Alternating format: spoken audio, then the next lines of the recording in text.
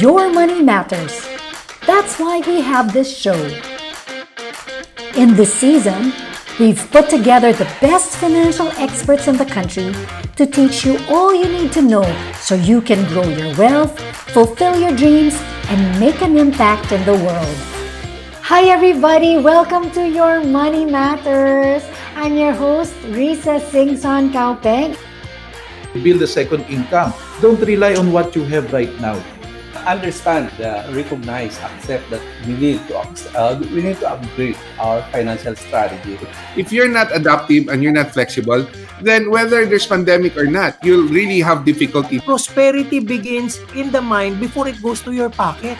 The intersection between passion, potential, and peso. If you can combine those three elements, I think you will be in the right track.